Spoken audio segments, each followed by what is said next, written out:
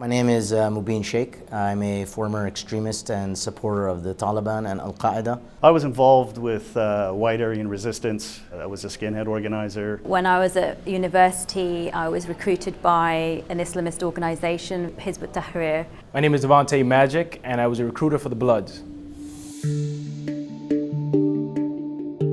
When we started to look at the role that former extremists might be able to play in pushing back violent extremism, there were very few that thought that this was an even remotely sane approach to things. Former extremists are not being approached as much as they should be approached, and I think really the main reason is the risk-averse nature of governments. They don't want somebody who's committed serious violence being basically given further credibility. And so we did some research on what formers could really do, and what we found was that with those young people who were already in some which way committed to an extremist group, formers were probably the only constituency that would be able to have a kind of communication that opened up the cognitive window for an engagement that could bring them out.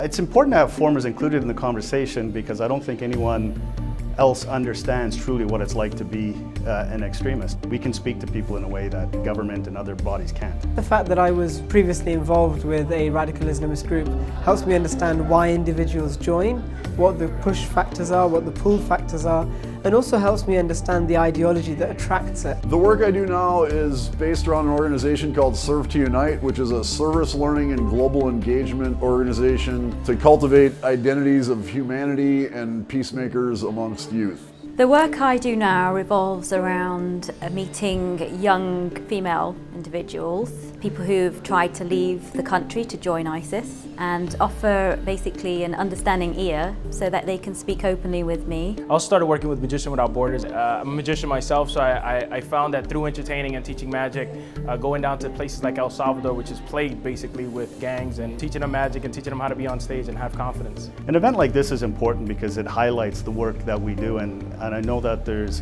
different governments and agencies and entities that aren't really aware that we exist or what we do or how we do it. The AV network is vitally important to connect people with common experiences and to illustrate the common threads behind all forms of violent extremism. They're, unlike anybody else, able to bring together all of the best partners to take on a prickly problem that most people don't want to touch. But I think the world's going to look a lot different decades to come because they exist.